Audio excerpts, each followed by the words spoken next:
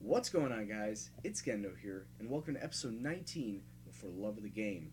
And after 23 matches, Queen's Park are still seeing themselves in last place, 18 points in that amount of time, 7 points behind both Airdrie and Dumbarton. So that means in the next 13 matches, we need to come up with at least 8 points more than Airdrie and Dumbarton if we wish to stay up in League One for next season. The two matches we'll be live comming today are, in fact, against that Airdrie side, and the second one against third place Brechin. So that'll definitely be the tougher of the two. Hopefully we can pick up all 3 points versus Airdrie today and get a little closer out of the hole we've dug ourselves in early in the season. Before we get to those matches, I'll show you how we've reached this point. And since our last double live com of double 4-0 defeats, we've picked up 9 points. 9 points through 5 matches. It's better than nothing in some places, like 3 draws here. It's better than having this long string of red. Nice to see that broken up by bits of yellow. Our 2 wins were against Airdrie, a 2-1 victory there, and then a 7-4 goal fest versus Dumbarton. Ryan Waters picking up a hat trick there. A new signing, Jonathan Black, picking up a couple. Connor Rennie, Christian Gibson also laying in on it. Actually, let me take a look at Jonathan Black. He is our new striker that we signed just a couple of matches ago. Fairly decent 24-year-old Scotsman. Decent pace, both 10 on that and 10 on acceleration. Decent finishing. He's just a decent player overall, and because Gary O'Connor was raising a stink saying that he was much better than the squad and he deserved first team playing time even though he wasn't doing the job that he needed to do, he got canned, and we brought in Jonathan Black, and so far he's been doing okay. Through 2 appearances, he's had 2 goals and an average of 7.8. So can't go wrong with that. Hopefully he will stay in the squad and help us out during the rest of the season. Get us a few more goals and hopefully win us a few more matches. And then the 3 draws that we came into were really, really lucky. The 3 draws coming against Morton, Albion Rovers, and Airdrie. Or not Airdrie, sorry, Peterhead. 2 of those being scoreless. Yeah. Against Morton, we took 12 shots, 7 of them being on target. It was roughly the same amount of possession, but I think we lucked into this goal here as Andy Jackson in the 28th minute put us ahead until Morton scored in the second half to knot up at 1, thus splitting the points. Against Albion Rovers, I felt that this was a team that we needed to come up against and really do well if we wanted to get a victory. And we took 11 shots, but only 3 of them were on target. Unfortunately, did not net us a goal. Albion Rovers, even with their 16 shots, only managed 4 of them on target. They didn't get a goal either. So it was a 0-0 bore fest at the very end of the day. Then against Peterhead, the same team that we lost 4-0 in the previous live com, we came back and drew against them 0-0. We only took 6 shots, 3 of them being on target. Peterhead held the lion's share of the possession on the day, but even with their 15 shots, they only had managed 4 of them on target, all of them being saved. So very, very stalwart defense on the day. We got really, really lucky this time around that we were able to pull a point away from these matches. But then you take a look at some of the losses. 1-0 to Aloha, 1-0 to Brechin. Yes, they may have seemed close, but if you take a look at the stats, we were never in this match. Aloha completely dominating every facet of the game. 27 shots to our 7. Yeah, when you take that many shots, you're more than likely in our half, and probably even in our third more often than not in the match, so we couldn't do anything about it. And then against Brechin took 19 shots to our 8, also held on to the majority of the possession.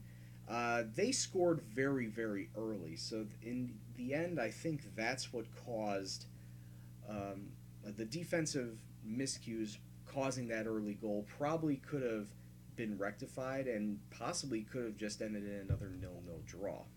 But unfortunately, we didn't come away with any points that day and put us even further back. And then you come up to Berwick, Forfar, and Aloha, and it was just loss after humiliating loss. 6-1, 3-1, 4-1. I'm not even going to delve into this as we played extremely poorly in all three of those games. So let's take a look at exactly why we came out against Dumbarton and won 7-4. Because this match we actually had a formation switch. We are no longer running 4-4-2. We're not even running the figure 8 formation anymore. In this, we are going to be running this 5-2-3 formation. Yes, you take a look at that and you go, Brian, Gendo, what are you doing? Why are you doing this? Well, I need goals. I need wins. I need attacking. That is something that has been lacking throughout this entire season, is lack of attacking chances. So putting 3 strikers up front hopefully will give us the attack that we needed. It showed very well versus Dumbarton, probably because they weren't expecting it. They were probably expecting 4-4-2. Oh, we're just going to run them through the middle of the park, and then they see this come out where it's 5 at the back, essentially almost 7 at the back, since I'm going to be playing the center mids in more of a defensive or a supporting role. So it's more 7 at the back and 3 up front. So we're going to have a pretty stout defense, and then just long ball over the top, try to get to one of our 3 strikers, and hopefully put it on nets and score goals, because that's what we need right now. We need goals, and I figured this would be the formation to do it. So, without further ado, let's get to today's match. Our first one against Airdrie. They're coming out with a 4-5-1 formation, and it's going to be at Airdrie today. Only 947 people coming out to see this. Our formation, of course, we're going to have Sean Newman in net. Our 3 center backs will be Gibson, Milne, and, oh yes, I forgot to mention, we do have another loanee coming in, Cammy Robertson. He's a 19-year-old Scotsman on loan from Aberdeen, mostly bringing him in for his defensive stats. And 12 on marking. He's good on marking. Needs a little work on tackling, but he's a relatively good player. Probably fit for a League 2 side, but at this point I needed more center backs, and that's why I signed him. So he's filling in, he's doing the job, and hopefully he can do the job today. Our 2 wing backs will be Michael Alexander and Jack Simpson. Our 2 center mids, Connor Rennie, Jack Downey. And our 3 strikers up front will be Ryan Waters, Jonathan Black, and Andy McKinnon. So I do have Jordan Garn on the bench. He hasn't been playing all that well, so I'm going to give him a little bit of a break. But he could come on at any time, and hopefully we can get a few goals here. Oh, I need a win. I need 3 points. I need to get out of this hole. So let's kick off and see what happens. Alright, let's kick off, and we're going to be in our all-red kits. Airdrie, white tops, red shorts. Now, already right off the bat, 15 minutes have gone by. We haven't had much possession. Actually, not much of anything has gone on. Airdrie have had 5 shots to our 1. 33 minutes, almost 34 minutes have gone by. They get a deep cross in, but we get the ball. Oh, Walters, one-on-one with the keeper. He needs to score that. Oh, saved by the keeper. An excellent chance to score a goal. He probably should have shot it low instead of high. Corner comes in. Nice header, but the Airdrie keeper saving it with ease. We had a good chance. We could have been up 1-0 at this point. So not very happy that we missed out on an opportunity here. You've been unlucky so far. Keep it up. Your defense, you can do better. Midfield, you can do better. And up front, I'm not happy with your finishing. And I'm actually going to take Ryan Waters out. He is more of the advanced forward. Jordan Garden, just wanted to make sure that he played that role naturally. Jordan Garden's going to come in for Waters. So let's start the second half and see if we can get a little bit better attacking movement forward. And so far we've had more shots. Michael Alexander probably is going to be subbed off, but we'll let this resolve. Almost an hour has passed. McKinnon in to Downey, who finds Connor Rennie. Good shot. It bounces off the keeper's leg. and we get a goal. Queen's Park up 1-0. I'm going to sub off Alexander. He's on the left. Oh, shoot. I don't have any other left wing backs. Could always put Kenny O'Brien down there. I could put Stuart Milne up on the wing. You know, we'll do that. Stuart Milne, we've given him a little better chance up in the wings. And Andy McLean's coming in for Michael Alexander. We'll do that. Hopefully we'll keep our shape, keep our form. But Queen's Park, 1-0 up. I'll take it. Just 3 minutes later, McLean throws it forward. It bounces off of Simpson. He was onside. Queen's Park up 2 after scoring 2 in 3 minutes. Incredible scenes here at Airdrie. I can't believe that we're finally coming together. Everything's finally coming together. 15 minutes left. I'm going to make one final sub. I need to bring on a center mid. And unfortunately, I don't have any center mids on my bench. So I'm going to bring on Kenny O'Brien for Connor Rennie. He's playing him well out of position. And then tell everybody to tighten up. Tighten up. Don't let anything come through. Hold on to this lead. Get the 3 points. And move on. But with 5 minutes plus stoppage time left, Airdrie coming forward with an attack. Nice cross in, and they get one back. Nope, I saw the ref put his flag up. Offsides, they don't get one back, thankfully. 3 minutes to go. They get a corner.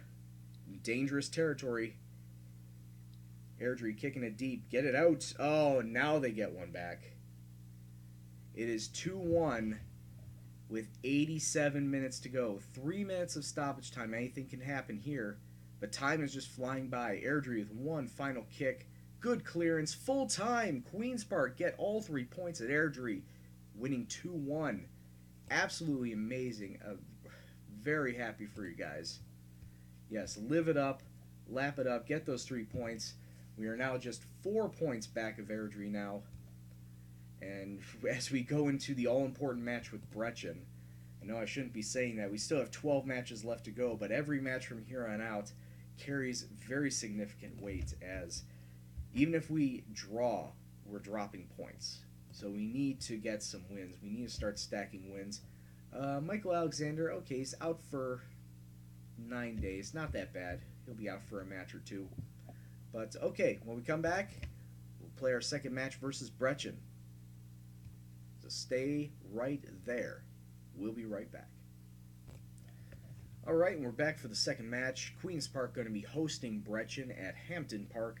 473 people coming out to see this match, and Brechin are going to be using the 4-5-1 technique. Okay, that seems to be the formation. That seems to be the formation this entire table, this entire league likes to use, 4-5-1. Of course, we're going to be using the 5-2-3 with a couple of changes. Andy Jackson is going to be coming in for Jonathan Black today, as well as Mark Baxter on the left wing back for, who did he come in for? I think it was Simpson. Yeah, he's coming in for Simpson. Actually, I should put Simpson on the bench, to be quite honest with you. Take out Jonathan Black. He hasn't been playing very well.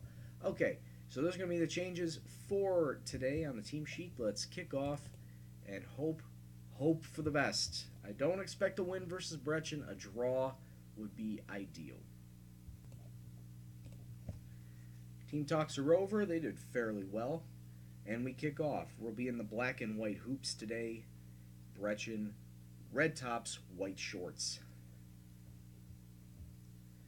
Now, like I said, we need to start stacking wins. In this formation, so far the last 3 games of this formation, we have not lost, touch wood, with the 2 wins and the draw. We just need to keep hoping this keeps up. 20 minutes have gone by. Not much has happened on either side. Brechin have taken 5 shots. We've only gotten 1. But let's just give a little encouragement to the boys. After 25 minutes, we do have a highlight. Andy McKinnon playing really deep for his striker role. Long ball forward to Simpson. He needs to get on that. What a cross! It finds Waters. Holy crap! We get a goal. 1-0. Ryan Waters putting it away. I did not think that ball was going to stay in bounds, but lo and behold, amazing scenes here. Free kick in the 34th minute. We do keep possession of it. Gibson to Simpson, tries the long ball forward over the top, but cannot work. Brechin get a long ball over the top as well. They did make it work and actually got a shot off, but ultimately could not find the goal. Andy McKinnon picking up a knock. I'm going to keep him on for now since he doesn't look that bad. Waters needs to keep possession. Gives it out to Gibson. He's playing a little further up than I want him to. Baxter into Waters. Goes down the box. It's a penalty. Who's taking our penalty today? David Sinclair, midfield. I don't think he's our main penalty taker. I have to take a look at that. Slots at home, though. Doesn't matter. It's 2-0 to Queen's Park in the first half. Get in, boys. Keep it up. Keep this up. Oh, and my second striker coming with a knock, Andy Jackson. And Andy Jackson's a little worse for wear, so I'm going to sub him off for John Black. I'm very happy. Keep it up. And I'm going to sub Andy Jackson out for John Black. And let's kick off for the second 45.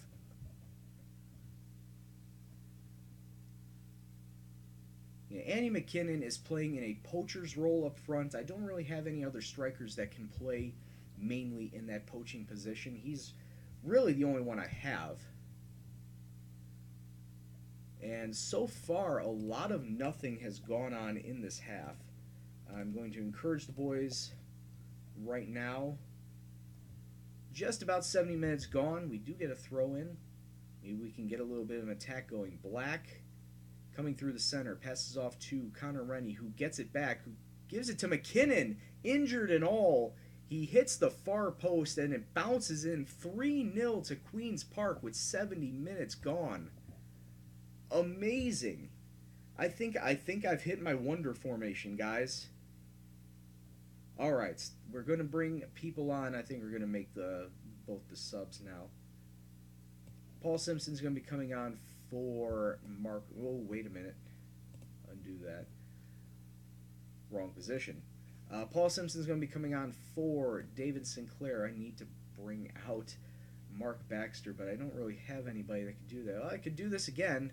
Stuart Milne moving up to the wingback role, even though he doesn't play it. And Dan McNulty is going to be coming on for him. And that's all my subs. So 19 minutes left. Just need to hold on to this 3-0 lead. And we can go home happy. Tell everyone to tighten up for the last 18 minutes. Everyone's getting carded, though. I'm not really too happy about that. 12 minutes to go. Brechin with a free kick. Woo, just on the outside of the post. Really scary there. But it looks like Sean Newman's going to keep his clean sheet. 3 minutes and stoppage time left in this match. Brechin getting one more attack going. Good save by Sean. Good save by Newman. Danger's not cleared, though. Brechin still on the attack. Still in our attacking third. Gets around our defense. A good tackle. Good tackle to clear that ball. Clear the danger for now. 2 minutes of stoppage time has come and gone. Corner kick should be the last kick of the game. Oh, and Brechin stealing a goal back in the final minute. Doesn't matter. It's a consolation for them, as now Queen's Park are going to go on to win not 3-0, but we're going on to win 3-1. And we continue our unbeaten run with this formation. 10 points through 4 matches. Absolutely astounding way to get on with this formation. I'm very happy with how you guys are playing. Keep it up. Please keep it up. And after those 2 matches, Queen's Park are now only 2 points back behind Airdrie and Dumbarton. Wait, I didn't even see the stats. Hold on. Let me see the stats to that again. Okay. I thought we had more shots than we did, but that's fine. Well, look at that. 3-1 to Brechen. Oh boy. This is gonna go a long, long way, I feel. So with all this left, we're gonna be coming back for the final 2 matches of the league season because we don't even know if we'll be out of the relegation zone by that point in time. Or if we are, we'll probably be really close to going back down. So we'll come back for the final 2 matches of the season, Albion Rovers versus Morton, to decide our fate. If it's going to be relegation playoff zone, automatic relegation, or will we be safe? I don't know. I really hope this run of form can continue, but it all depends on how the players will play, how they will act, and hopefully get me 3 points for the majority of these matches. I'd love the run of form to continue, but only time will tell. Catch me back on the next episode. I'd like to thank you very much for watching this episode. If you like what you saw, please go and hit the like button. Subscribe if you're new. Comments, suggestions, questions, anything else, please leave in the comment box below. But as always, this is Gendo, and I'd like to thank you very much for watching. I will see you in the next video. Take care, and before I peace out, 12 days? 2 weeks. Okay, that's fine. They aren't long term, and McKinnon's good. Alright, take care, and peace out.